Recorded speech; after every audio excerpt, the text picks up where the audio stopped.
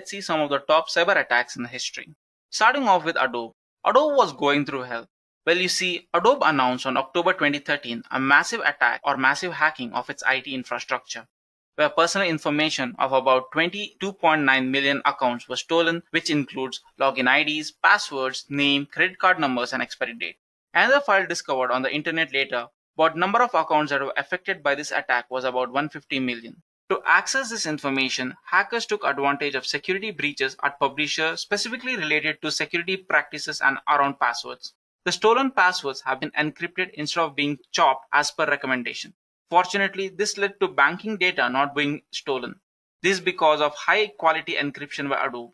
The company was attacked not only for its customer information but also for its product data.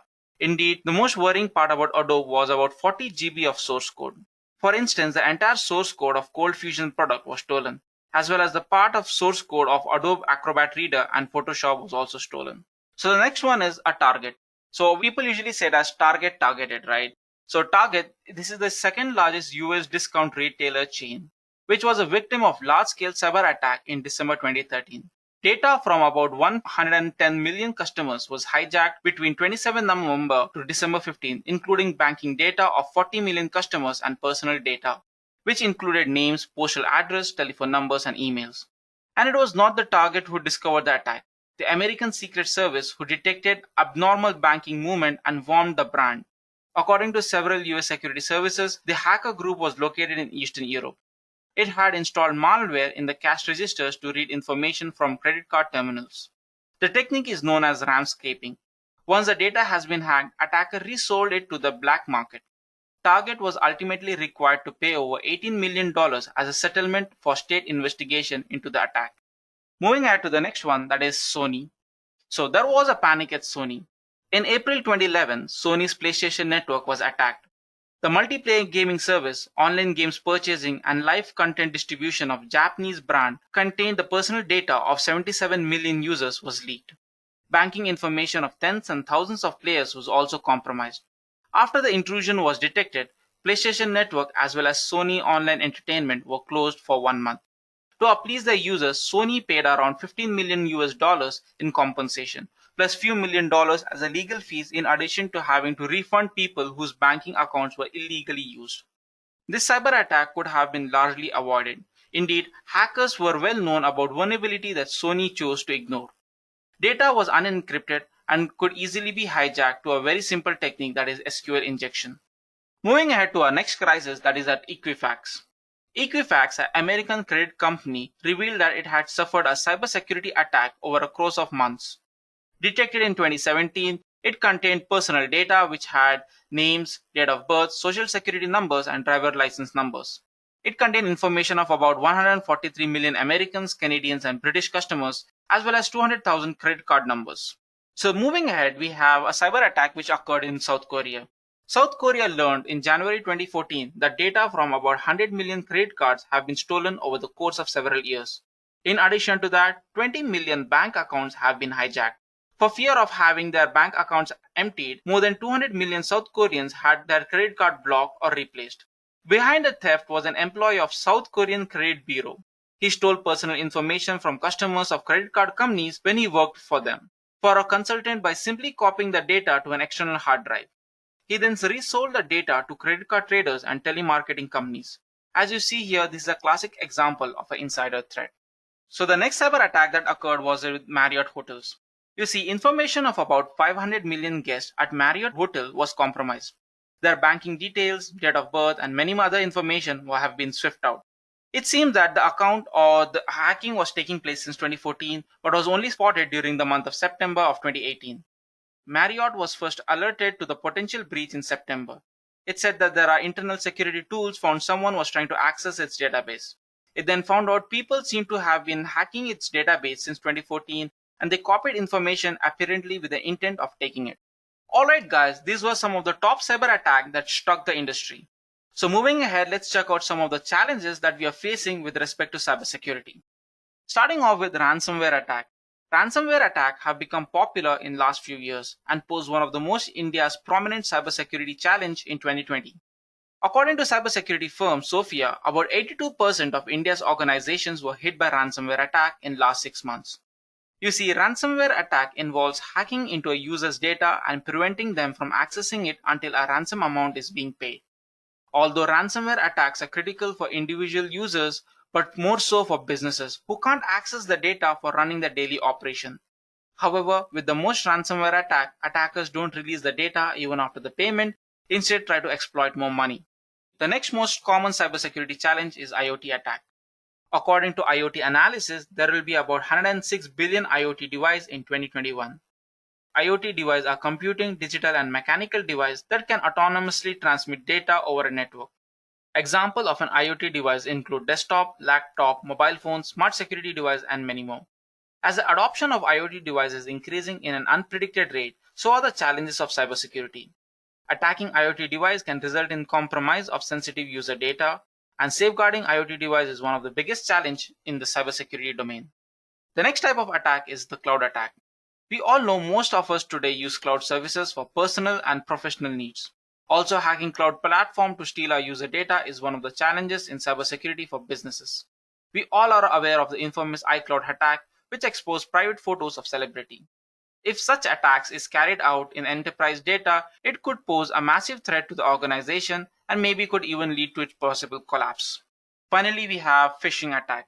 You see, phishing is a type of social engineering attack often used to steal user data, including login credentials or credit card numbers and many more. Unlike ransomware attack, the hacker upon gaining access to the confidential user data doesn't block it. Instead, they use it for their own advantage, such as online shopping and illegal money transfer. Phishing attacks are prevalent among hackers as they can exploit user data until the user finds out about it. Phishing attack remains one of the major challenges for cybersecurity in India, as the demographic here isn't well versed with handling confidential data. So moving ahead, let's see the future of cybersecurity. The rate at which cybercrime is increasing is alarming. Almost every week, a high-profile cybercrime is being reported. Every business is in its own unique stage of digital transformation. However, it doesn't matter how far your business is going, it should consider security as its topmost priority. Cybersecurity professionals will be in high demand. You see, the need for cybersecurity professionals is a dire as with the passing days, as new attacks are being coined which are more harmful than the previous one. These rising threats require skilled cybersecurity professionals to help ensure safeguard for the individual as well as for the organization. We can also expect robust integration of artificial intelligence in cybersecurity tools and techniques. This is because it improves security expertise, analyzation, study, and understanding cybercrime. It enhances security technology that companies use to combat cybercrimes and help keep their organization and customers safe. We can also expect more of automation. In the future, automation of many roles and tools can also be heavily implemented. This will allow performing a constant search for threats and deploying immediate remedies, right?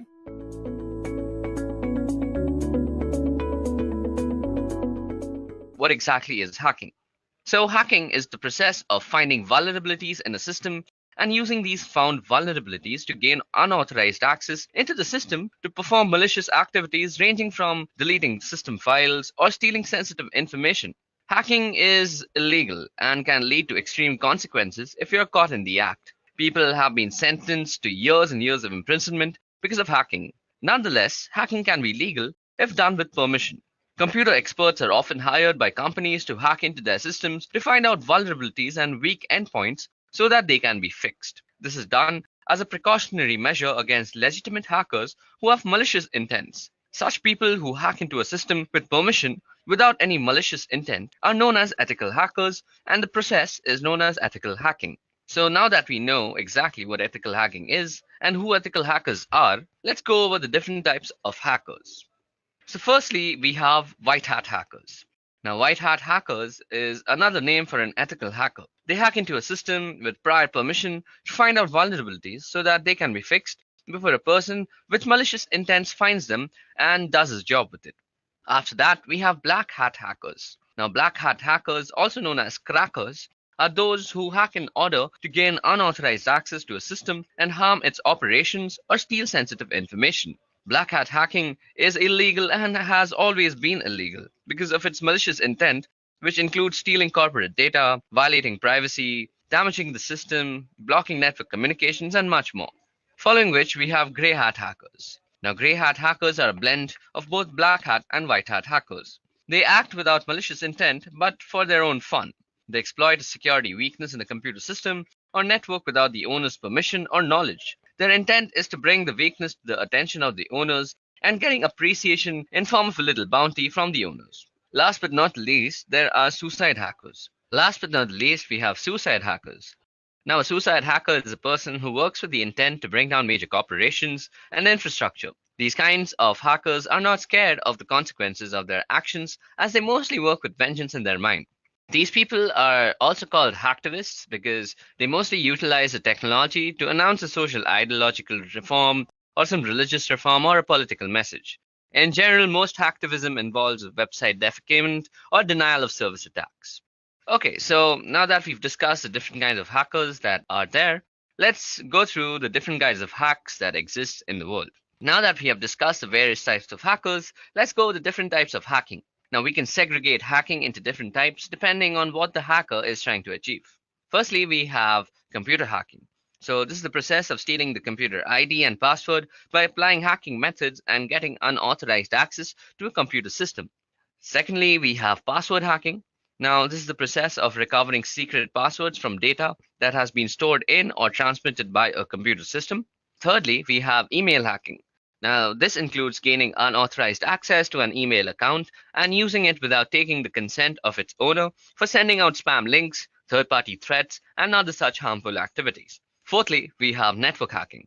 Now, hacking a network means gathering information about a network using a tool like Telnet, NSLookup, Ping, Tracert, or Netstat. Now, these are done with the intent to harm the network system and or hamper its operations.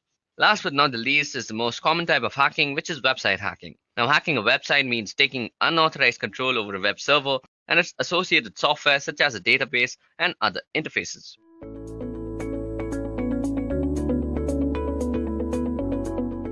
Let's get started with the phases.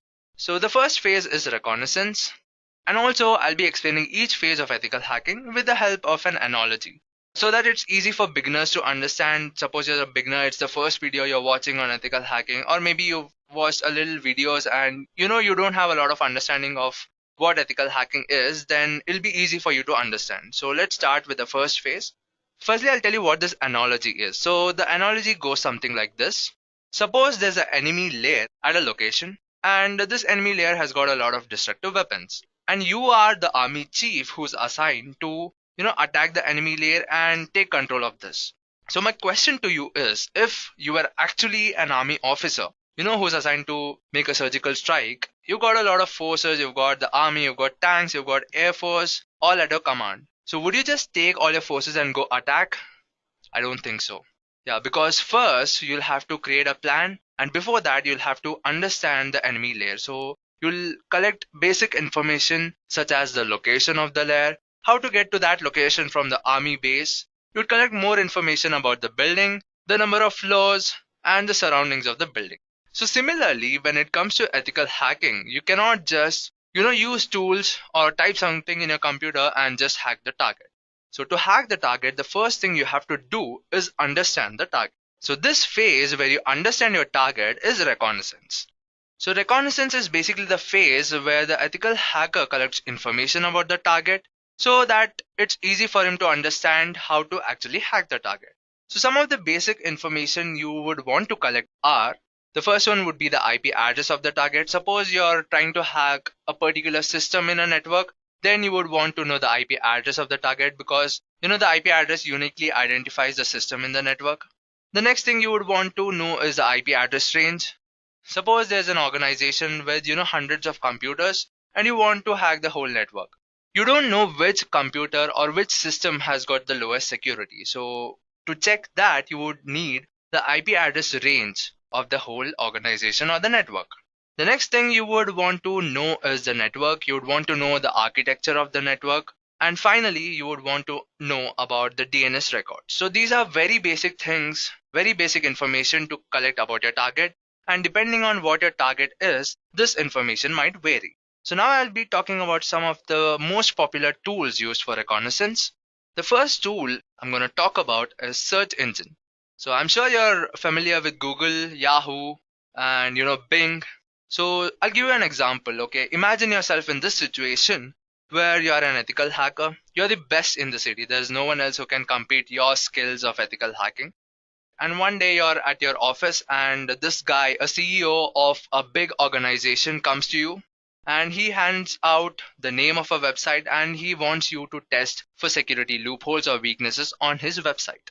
And he just walks away. He doesn't speak a word. He's an introvert.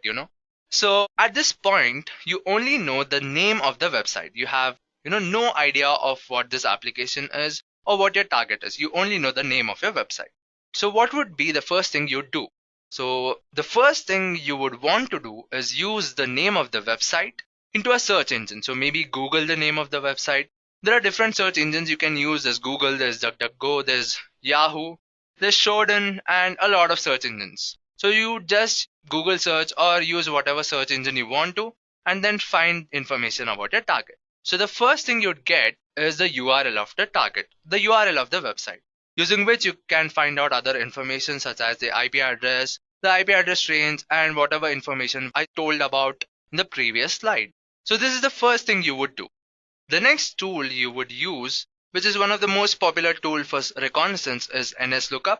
So NSLOOKUP is a DNS querying tool, and it's mainly used to get the domain name and the IP address map of your target. So suppose there's an organization, like maybe you want to collect information about the same website, then you would run a NSLOOKUP search on that, and you'd collect information such as the domain name, the IP address map, the range, the IP address range, and such information. The next tool you can use is WhoisLookup. So WhoisLookup is a browser-based query and response tool, and it's mainly used to get the registration and delegation details of your target. So suppose your target application requires a login. So maybe the username is the email ID. And using WhoisLookup, you can find out who the website is registered to, the contact information, and many other information. So these information will play a vital role when you're actually trying to hack the application. So these are the most popular tools for reconnaissance. Moving forward to the next phase of ethical hacking. So the next phase is scanning. Now let's come back to the surgical strike example. You found out the location of the enemy layer. You found out the way how you can go from the army base to the enemy layer. And you've also found out about the surroundings. But is this information enough? You found the enemy layer, you found the building, but can you just go attack now? No. You need a strategy. You need a plan.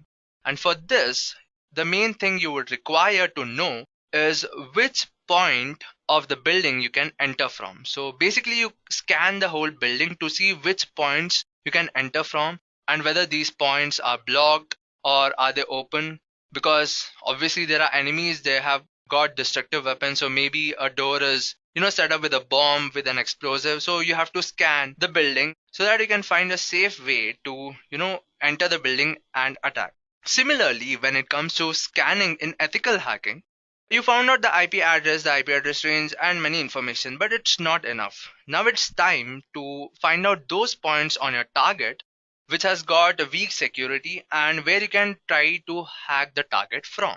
So this phase where you find the weak points on the target is scanning. The scanning is basically the phase where you find out points on the target system or the network from where the hacker can try to hack the target. So these are the weak points on your target that you can start the hack from. Some of the information you would want to collect during your scanning are there's active ports and active hosts. So these are basically the ports and the hosts that are live and running on the system.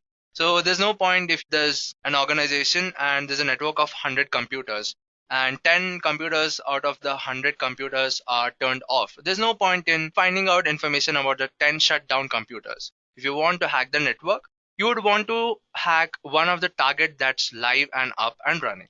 And that's why you would want to know about the active ports and the active hosts. Then you would want to know about the services being run on your target. So these services could be security services like firewall, intrusion detection, because obviously you wouldn't want your target to know that it's being hacked. So you'd want to be a little careful. So you'd find out services that are being run, and then you would want to collect information about the application and the operating system. So when I say a vulnerable application and operating system, it means the application or the operating system that is being used by the target, which is unpatched or outdated. So most of the time, when you are scanning your target, you find out application or operating system that are unpatched, which have got security loopholes, and you can use these weaknesses to hack your target. Now let's see which are the most popular tools used for scanning. The first one is OpenVAS. OpenVAS is an open source framework with several services and tools for vulnerability scanning and management. The next tool is Nikto. Nikto is a command line vulnerability scanner, and this tool scans web servers for dangerous files, CGIs, and outdated services. So, like I previously told, while finding out information about the vulnerable application or operating system, that if you find outdated services or unpatched services, there's a high chance that you can find out weaknesses on your target. So Nikto is one such tool that will give you information about these outdated services. The next tool I'm going to talk about is Wireshark. Wireshark is a tool especially used for wireless networks. Suppose there's a Wi-Fi network and you want to scan this network, then you can use Wireshark. And this is an open source packet analyzer and gives a lot of information about the wireless network. The next tool, and my most favorite tool, is Nessus. Nessus is a very powerful tool that provides high performance data capture. And the reason I like Nessus is it provides various types of scans. So depending on what information you want about the target or what type of target is your system or the network, you can select different scans. So each scan will give you different results using which you can hack the target. So these are some of the most popular tools used for scanning. So moving on to the next phase, that is exploitation. So now you've collected enough information about your target, your plan's ready, you know where to enter the building from, you know how to attack. It's time to attack. So now you call your foes, your tanks, your army, and then lead the attack, and then gain control of the enemy layer. Similarly, when it comes to ethical hacking, you use different exploitation tools because your tools are like your foes, like your army, and you use these exploitation tools to hack the target. So this is the phase where the hack actually happens. So exploitation is a phase where the hacker takes advantage of the weakness and loopholes found on the target system or the network and then runs appropriate tools to hack the target. So there are different steps for using exploitation. The first thing is selecting the right attack. So not every attack is applicable to every target. So depending on how your target is, depending on what weaknesses you found on the target, you will have to select the appropriate attack. Then you will have to launch the attack on your target, and finally you will gain access of your target. So some of the most popular tools used for exploitation are: the first one is Beef. Beef is a tool mainly used for penetration testing, and it's a tool that leverages browser vulnerabilities. The next tool is one of my most favorite, and this is the tool that I mostly use. It's Metasploit. It's one of the most popular exploitation tools, and this tool has got hundreds of scripts to hack. The next tool I'm going to talk about is SQL Map. SQL Map is a tool that automates detection and exploitation of SQL injection flaws. So I'm sure if you're a beginner, you don't know what SQL injection is, but stay tuned, you'll be learning about SQL injection and a lot of different hacking methods in the coming up videos. So this tool is mainly used to take over database servers. Moving on to the next phase, it is maintaining access. So now the surgical strike is done. Will you just leave from the enemy layer? No, you wouldn't. Now you would take actions to maintain, the control over the enemy layer. Because you wouldn't want your enemies to occupy the layer again and then store destructive weapons. Because if they did, if you just left and the enemies came back, you would have to carry out another surgical strike to gain control over your enemy layer. So this is maintaining access when it comes to surgical strike. So when it comes to maintaining access in ethical hacking, the hacker maintains a connection between the target, so that if he wants to use a target later in time, he doesn't have to start the attack right from the scratch. He just directly accesses the target. So this phase is maintaining access. So maintaining access is a phase where the hacker installs softwares or makes changes on the target system after the target has been hacked, so that he can access the target later in time directly without having to hack the target right from the scratch. So some of the ways are doing this there are different ways, but I've listed down some of the most efficient or the most popular ways. So the first one is installing backdoors. So backdoors are basically used to bypass login or authentication. Then the next way is creating new users. Suppose your target requires you to log in to do something on your target. Then you would create a new user with a new username and password. And later in time, when you want to access the target, you would use this username and password to log into your target. Another thing you can do is escalate the privileges. Suppose you want to run certain system commands on your target or certain system services on your target. And to run these system services, you need super user privileges. Then what you would do is make a normal user a super user and then use this user to run system services on your target. The next thing you can do is install rootkits. Rootkits are softwares used to enable access on your target. And finally, you can use Trojans.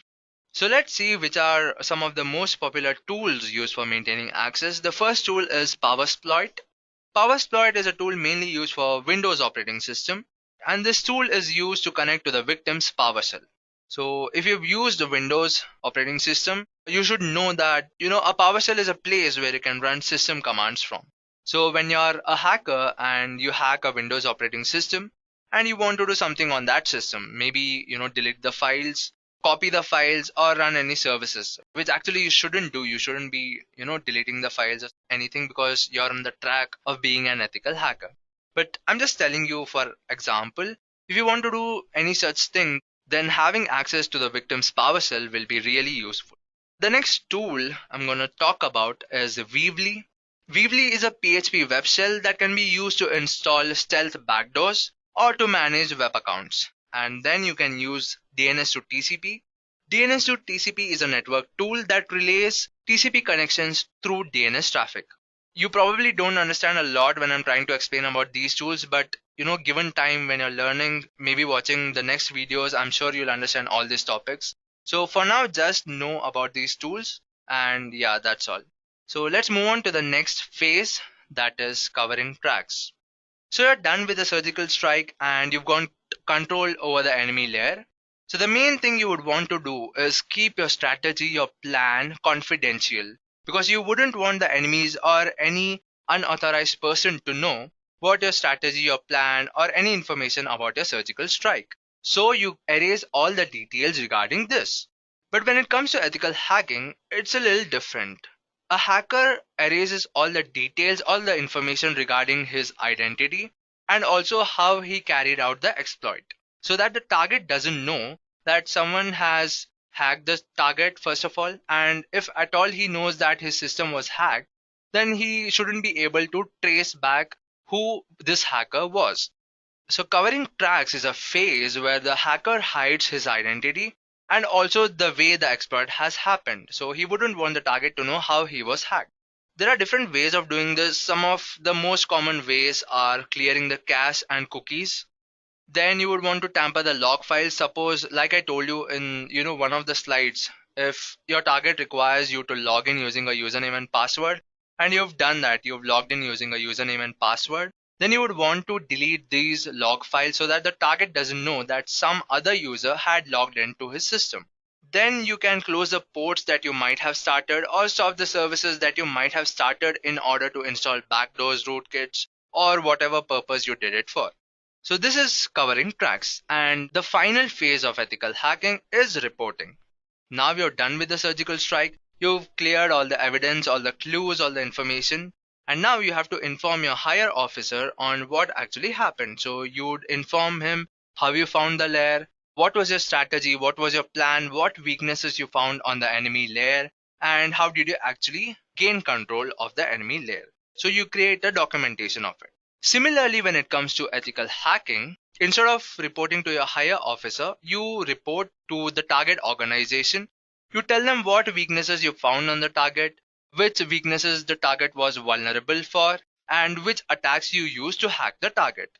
So reporting is basically a phase where the hacker creates documentation of the weaknesses and loopholes found on the target, the way he used these weaknesses and loopholes to hack the target, and also mentions certain precautions that the target can take to make the security better. So like I told you earlier, this is the phase that differentiates a malicious hacker from an ethical hacker. I'll tell you why now, because as an ethical hacker, you know what you should do. You should tell the target organization about the information found, the way you hack the target, and also tell them how they can make the security better. But a malicious hacker wouldn't do this. A malicious hacker would hack the target, would hide his identity, and whatever purpose he hacked the target for, he just do it and vanish. So this is the phase that differentiates a malicious hacker from an ethical hacker.